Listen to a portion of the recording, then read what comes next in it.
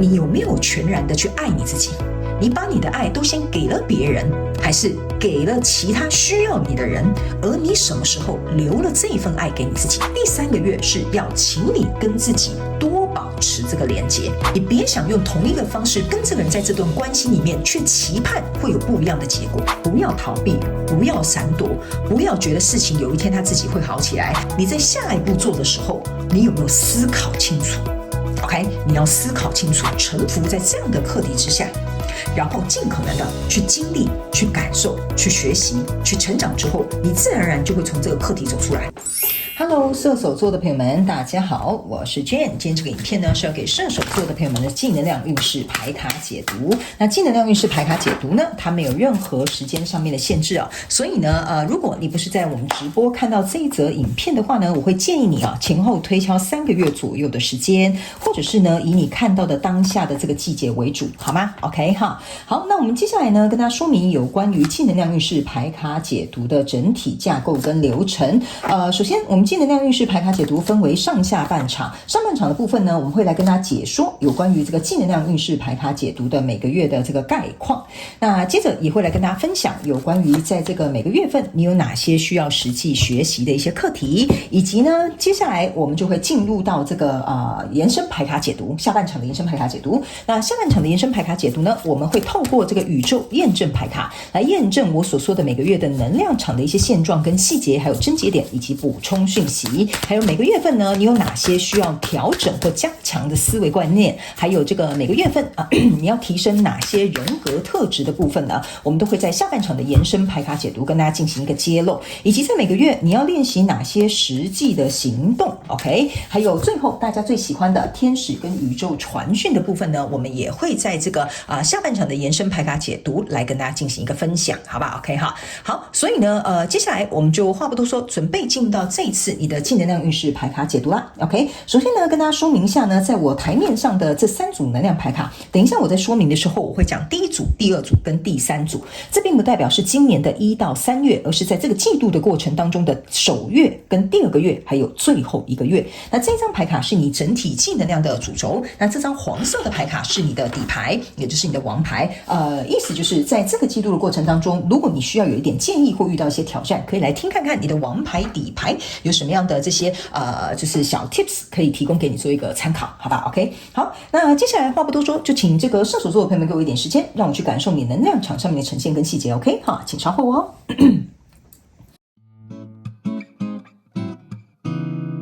Hello， 大家好，我是Jane，非常感谢所有愿意在影片下方留言反馈以及按赞分享的观众朋友们，因为有你们的支持，才会有我的存在。所以如果呢，你还想要收听更多不同多元丰富的精彩内容，请你一起来收听我的主题广播节目，以及订阅我的电子报，就会收到最新的第一手消息。那如果呢，你还有其他的问题，也欢迎你点开影片下方的资讯栏，就可以找到所需要的答案。接下来就让我们一起来收看今天精彩的影片内容吧。OK， 行。我个人会感觉这边呢，射手座的朋友们，你这一次的净能量运势牌卡解读呢，我觉得非常的特别，有可能是针对小众的射手座。当然，你们也可以看下去，然后去截取你适合的讯息，包含这些人物角色，还有这些状况，你都可以自行灵活的去做一个运用，好吧 ？OK， 我会很明显看到，在一个你本身认为，我觉得你的状况是这样在一个你本身认为起码看起来还不错的这个表态或状态或关系里面，然后这个东西甚至某部分的人你们是有合约或婚约，或者是有这种契约在里面的这个状态当中这件事情应该有了一个什么样的突发事件或发生了什么事情，导致于你们会觉得这个原本看似很好的一个状态，可能经历了一点点动荡。OK， 那你在这一季在考虑我到底该怎么做？我是要重修就好呢，还是说我要离开这个状态呢？或者是说这段关系还没有发展的可能性呢？我觉得你大概在这2到3周会不是2到3周，这2到3个月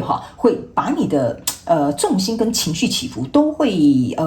牵挂在这件事情上面，好吧？我们来看一些状况，你就懂了。OK， 来，首先呢，第一个月你抽到的是宝剑3、Hierophant，还有这个钱币6，这3张牌卡就是刚刚我所谓的哈，就是呢，你原本觉得这是一个有合作契约的哈，比如说就是婚约，我等一下直接讲感情，好不好？这样你们比较容易理解，因为其他的东西就麻烦你是看工作的、看事业的，你可以自己去做灵活的替换，好吧？假设你现在就是在一段关系里面，这个是一个有承诺的关系，就比如说你们是男女朋友、夫妻也好，或者是你们是合作伙伴，或者是比如说这个公司是有跟你签这个工作合同的 ，OK 哈，在这样的状况呢，哈，就是这个表象或者是原本的样子呢，其实是很好的，这是一个合作的模式的。那来到这里有一个钱币6哈，这个钱币6象征就是这是在一个公平合理的状态，甚至有签约的契约之下，你我双方达成的这个协议跟这个合作，还有这一段关系的这个促成 ，OK 哈。但是这边有一个宝剑3，意思就是说呢，在这个跟你交手的相关状况、人事物、事件或梦想或目标，出现了一个可能对你来讲有点挑战，或者是有点刺激，或有点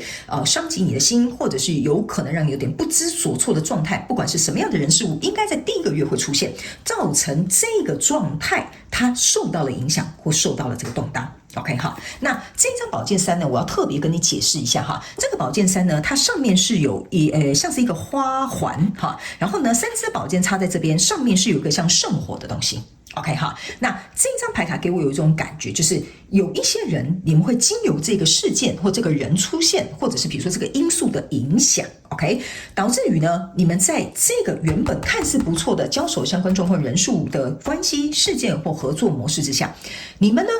有一点某部分的人哈，这把火哈有几个象征。第一，某些人你们是很愤怒的 ，OK 哈。那第二，某些人你们是重新燃起了你原本我觉得心里早就有的打算 ，OK。例如说，假设这一段婚姻很不快乐，刚好有一个人介入，或刚好有一件事情的发生，比如说你的老公或你老婆要被外派到远方去，这样子，刚好像是一个契机，让你去重新思考这一段关系的走向到底要如何。好，我现在是在讲感情的举例，你们可以自己去套入你们自己生活的状况 ，OK。那这个花圈其实套在这个爱心的上面哈，有一点像是说呢，这件事情已经来到了一个，要么这个人事物是不能隐藏的，要么就是这个契机被这个命运推动来到这里了，所以这个东西是要势必在第一个月的时候，要么被揭发，要么被发现，要么就是要发生 ，OK。所以这样子的状态之下呢，这个 Hierophant 哈，对不起，这是一个 High Priestess 哈，这一张 High Priestess 呢，给我有一种感觉，就是某部分的人，你们正在看这个怎么讲，看这个事件发生的同时呢。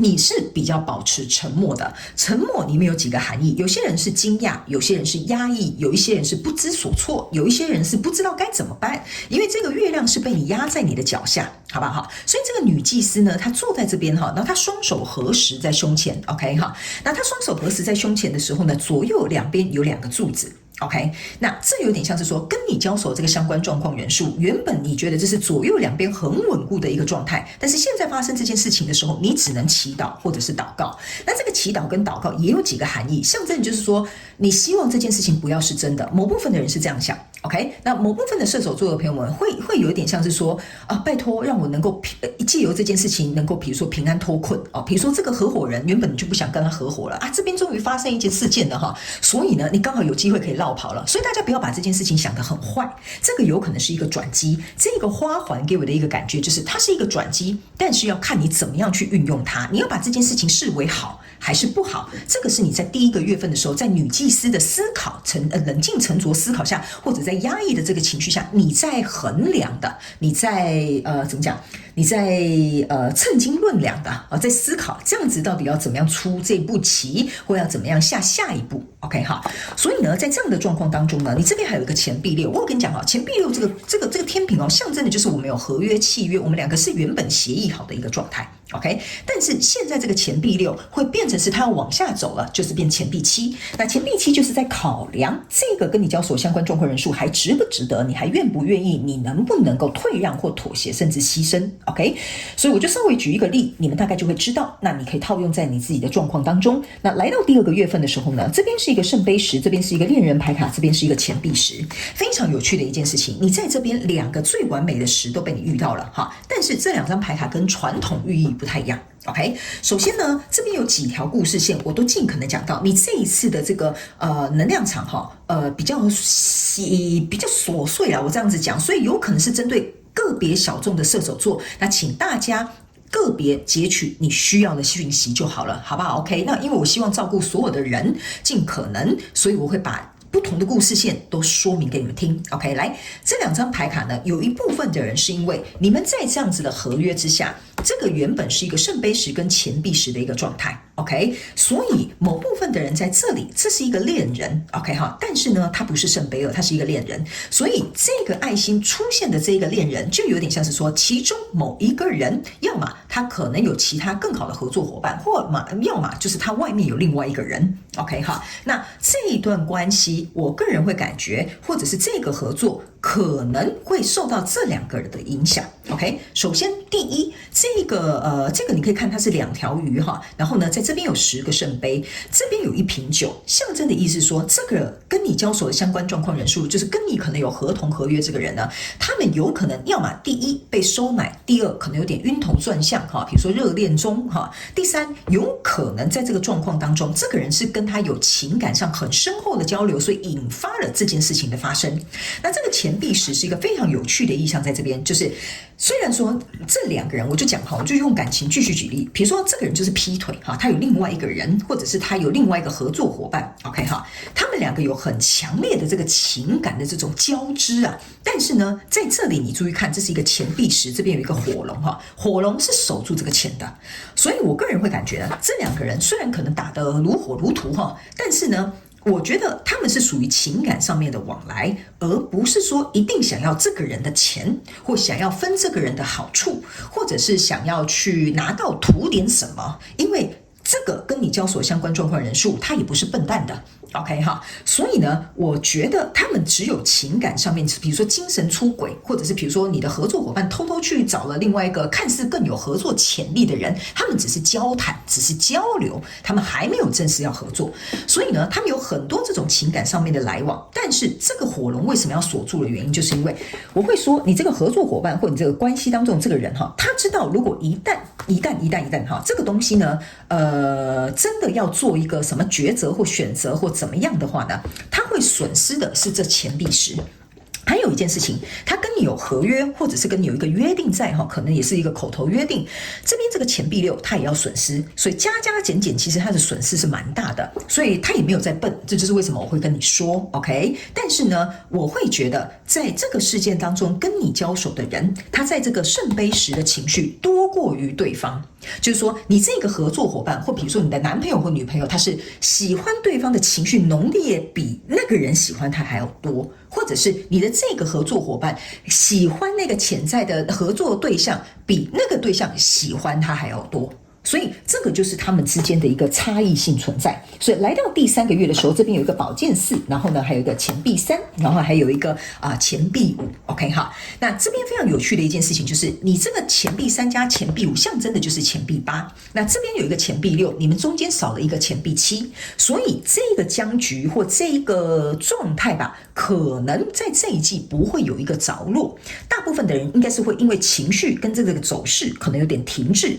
暂时没有办法有一个出口或有一个解决方案，但是呢，在第3个月的时候呢，这是钱币3跟钱币5，我个人会感觉跟你交手这个相关状况人数、事件、梦想或目标，它会让你去，你看哦，你这个宝剑3是挂在上面的哈，然后这是一床哈，然后下面有一支宝剑。OK， 我个人会感觉哦，在第3个月份，如果假设你是这个受伤的人呢，你呢还是会在一个受伤的状态，但是你的宝剑还没有拿出来，因为我觉得这个跟你交手的相关状况人数，他也给你一个很稳固的东西，比如说他给你一个很稳固的长期合作约，或比如说你们是在一个婚约里面，或者是比如说这个工作他跟你签的是给你很好的福利，或者是给你很好的 bonus 等等之类的。OK， 所以这个会造成你虽然躺在这里很舒服，可是这个宝宝剑3对你来讲就是一个威胁，除非你把这个宝剑1拿出来。OK 哈，还有一件事，这边有一只兔子，这个象征的意思就是说，除非你自己可以独立起来，比如说你可以经济独立，比如说你可以精神独立，比如说你可以自己就跟他讲，好吧，那我就毁约，我就把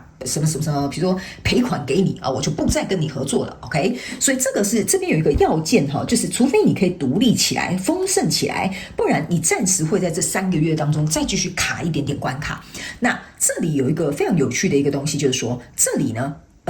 水可以载舟，亦可以覆舟。为什么呢？因为这个钱币3象征的是一个合作，钱币5象征的是一个我们重新去谈一个条件，我往后退一步，我们来一个妥协。或者是我们来商量，因为你原本这边是钱币6，往后退就是钱币5嘛。钱币5呢有几个意象，就是说在第3个月你会看到自己不足的地方、没有优势的地方或缺乏的地方或不独立的地方。OK， 但是相对的，这个东西也会变成你的筹码，因为我有跟你讲，它这边有一个钱币10，其中有一半钱币5是你的。OK， 好，一半是你的，所以你讲话还是有权利的。OK， 但是如果他愿意跟你合作，凑成这个钱币8，那就代表说我们要把这个东西，比如说关系修复，或者是我们这个合作要继续下去。OK， 或者是你在第3个月的时候呢，你可能会跟他说清楚、讲明白。OK， 那你到底想要怎么样 ？OK， 但是这不会有结果，可能要再往下，因为我刚刚感觉我要讲第4个月的时候，我觉得。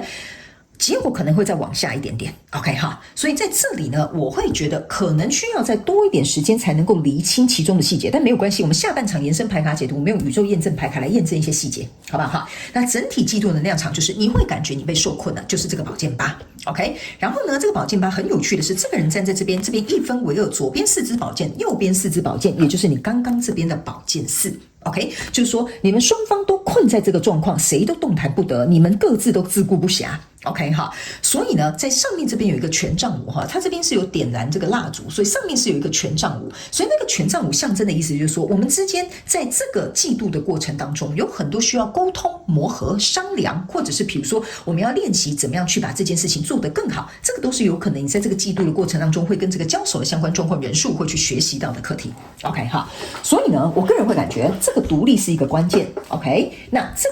个跟你交手相关状况人数，他很聪明，他也没有那么笨，不会放手这个钱币10也是一个关键。OK， 那另外就是你们双方宝剑4加宝剑4成为这个宝剑8，把彼此困在这个状况，你们是怎么去思考跟看待这件事情，也是另外一个关键。OK， 但是起码我会觉得这是一个让你自己做决定的好时机，就是说射手座的朋友们，你有100%的决定权，这件事情。你到底要怎么做决定？这是老天爷给你的一个机会。我有一个很强烈的感觉，你要继续这样子吗？还是你打算要离开呢？或者是你要改变一个方式呢？或者是想要再跟对方进行磨合呢？这个完全取决于在你自己哈，因为我感觉你这个机会是老天爷给你的。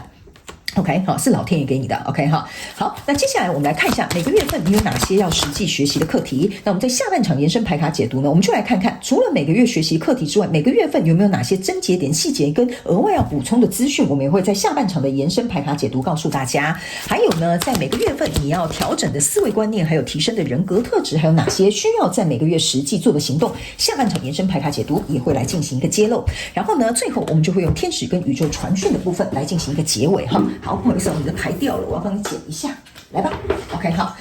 首先在第1个月份呢，你要学习的叫 balance。OK， 好，我个人会觉得这张牌卡在你第1个月份，我一点都不意外啊，也不惊喜哈。为什么呢？我有说了，这个宝剑3会对你造成一个冲击，所以这个冲击呢，很考验你情绪平和的状态、生活持平的状态，还有你如何在这个跟你交手这个相关状况人数，在这个关系当中保持一个平衡的状态。OK， 好，所以呢，我个人会感觉这就是你第1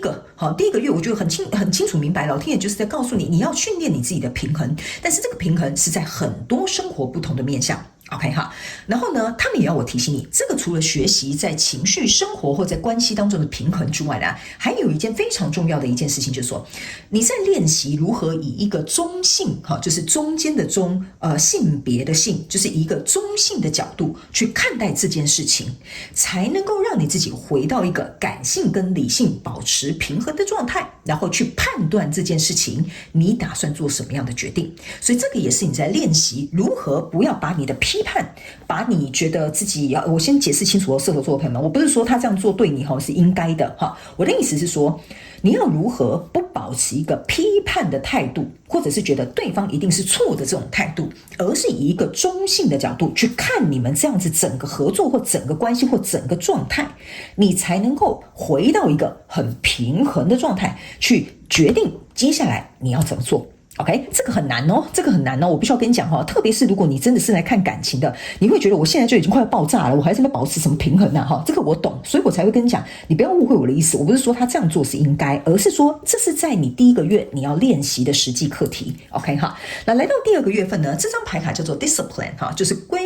自律或纪律OK 好，这张牌卡呢其实是要告诉你一件事情，在第二个月份你要能够学习让你的生活让你的状态持续保持正常的营运。为什么呢？这件事情刚发生是第二个月份的时候，我个人会感觉这个能量场就是跟你交手的那个相关状况人数，他在第二个月如果假设这就是被你发现了，他找到另外一个合作伙伴，或者是他另有其人，或者他另有机会 OK， 这个时候才是最尴尬的时候 OK， 因为对方很明显的就是他跟他情感的交织跟交流就是很深厚 OK， 所以你要怎么样让你自己的生活保持在一个正常营运的状态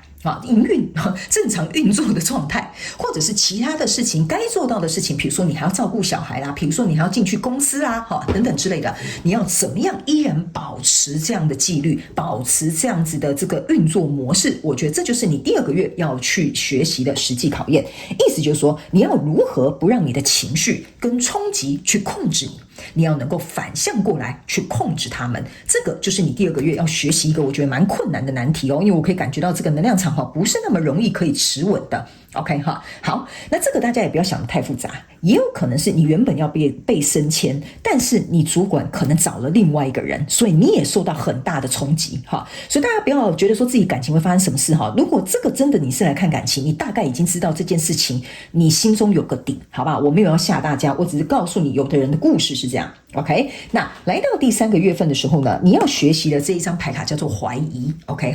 所以呢他们要我跟你讲你不要担心，我有跟你说了，这个季度你大概还得不到答案，我刚刚前面有跟你讲嘛，你不会有一个结果，你可能要到第4个月那里去，所以这张牌卡是要告诉你，你在这一季的过程当中，你不会知道答案，你不要胡思乱想，这个是你要练习的课题，你不要去怀疑他这个人还爱不爱你，这个主管还重不重用你，这个人到底还有没有想要跟你合作，他是不是跟当初想的一样，还是说他会背叛我拿走我的资金你在第3个月你会有很多这种怀疑的声音啊，然后问自己的声音啊，然后想东想西的状态会出现OK， 那你必须要学习去释放知道所有答案的这个欲望 OK， 这很难，我可以告诉你射手座的朋友们，我有经历过这些东西，所以我在读你的能量场的时候，我完全可以很清楚，就像你另外一半已经劈腿了，你怎么可能不怀疑他们今天是不是偷讲电话或偷传讯息，或他们又偷干嘛，这个我完完全全可以理解，但是我总觉得这是老天爷除了要让你在这一季度去学习的课题之外，还有一件事情是给你一个机会去看见你自己，也看见对方 OK， 所以整个季度的过程当中呢，你要能够学习的课题叫做耐心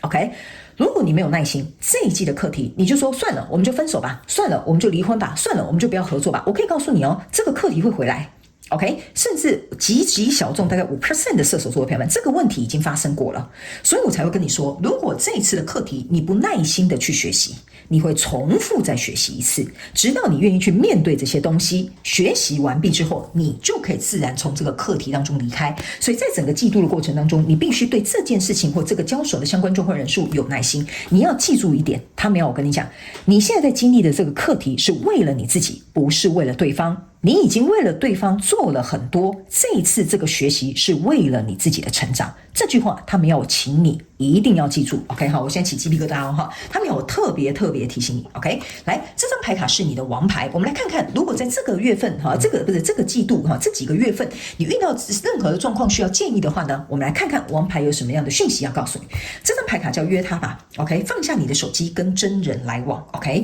这张牌卡给我几个能量场上面的意象就是在这整个季度的过程当中，第一，你去想一下，你跟这个交手的相关状况人数，如果他是人，你到底跟他之间有没有情感上面的交流或流动。例如说你们感情一直很不好，那有第三者，我觉得就是很正常，对不对？一定会有人想要抓准这个缝隙，或这个人他跟你没有情感上面的交流，他自然而然就会往外走。OK， 所以第一个你要去思考，你跟这个人是不是有真心诚意的，像他们这样手牵手。OK 哈，然后放下手机，好好的来进行一场沟通，或说清楚自己心里的想法跟状态，或者是需求是什么。这个是第一个要提醒你的。如果你交手的是一个人 ，OK 哈。第二件事情是事 ，OK。如果假设你现在发生的这个东西是事情，好，比如说原本就像我讲的，原本升迁应该归功于你，结果被别人端走了 ，OK 哈。那这一张牌卡的意思是说，你在做这件事情的时候，你有没有去考量到别人的这个，我这样讲哈，比如说别人的想法、别人的期待，或者是别人对这件事情的看法或立场，甚至是要求，或者是比如说他们要能够希望你能够做到的。但这一点，他们要我提醒射手座的朋友们，我没有要叫你去当舔狗，或者是讨好别人，你应该要按照别人做，不是的，是指在处理事情上面。你有没有给对方有机会，你去了解他，他来了解你，你们有没有达到共识，然后让这件事情能够按照你们两个共同想要的方向去前进 OK， 所以这个事情是一个中心，但是你跟这个周遭交手的这些人或这些因素或这些要素 OK， 有没有办法足以达成让这件事情完成。比如说假设你是一个很好的人选，但是你没有证照，或者是你没有那个年资，或者是比如说你不是这个本科系 OK， 这旁边这些可能是因素，或者是同事跟你处不好，这可能是人的要素 OK， 有没有办法真的认为这件事情就是要升主管这件事，你是那个适合的角色 OK， 所以他们说这张牌卡有针对人跟事要给你不同的讯息 OK。 那最重要的一件事情是要告诉射手座的朋友们，这张牌卡还会给你一个建议，就是说如果你既然在这边担心受怕或不知所措啦 OK 哈，不如就直接把这些东西摊到台面上，约这个人出来讲，或把这件事情处理好，这样子你心中就不会有怀疑，你也不会有担忧，你也不会自己吓不自己，你也不会睡不着，你也不会自己在那边闷声，然后就是在那边就是自己伤心难过 OK， 这个就是这张牌卡要给你的建议，好吧 OK 哈。所以我个人会感觉射手座的朋友们在这一季的过程当中呢，要面对的这个课题挑战是为了你自己的成长而学习的。我可以跟你讲，我有经历过类似的事情，但是经历过这一招之后，我觉得我变得很强大，但是也经历这一招之后，我开始能够理解为什么他们会说这个是老天爷给你的一个选择，你要怎么样做，你要怎么样去处理，你要怎么样去沟通跟来往，这个完全是操之在己，好吧 OK。 那接下来我们要进入到下半场的延伸牌卡解读。